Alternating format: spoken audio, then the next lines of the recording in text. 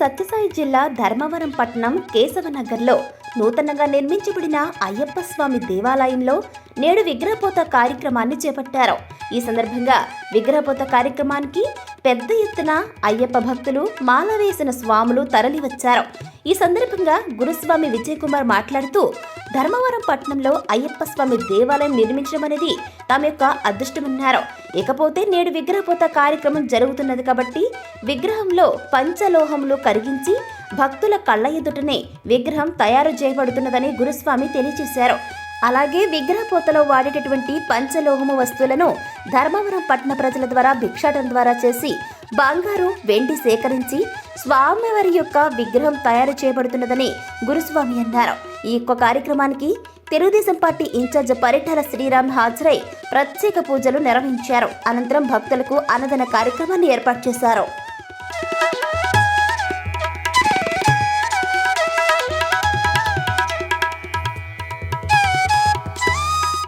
ఓం స్వామి శరణమయ్యప్ప. ధర్మవరం పుర ప్రజలకి, తర్వాత శిష్య బృందానికి, 50 మందికి కూడా ఆశీస్సులు. ఈ దినం 6/12/2024 శుక్రవారం ఉదయం ఇక్కడ అయ్యప్ప స్వామి యొక్క విగ్రహపోతను ప్రారంభించడం జరిగింది. ఇది తిరుచానూరు వాళ్ళు చేస్తున్నారు. ఈ ప్రోగ్రామ్ కి నాకు అండదండగా ఉండి సహాయపడిన ప్రతి ఒక్కరికి కూడా నా యొక్క ఆశీస్సులు. అయ్యప్ప ఎల్లప్పుడూ వారికి ఆశీస్సులతో ప్రసాదిస్తూ వారి కుటుంబానికి ఎల్లప్పుడూ అండదండగా ఉండాలని మనస్ఫూర్తిగా వేడుకుంటూ 50 మందికి ఆశీస్సులు. స్వామి శరణమయ్యప్ప.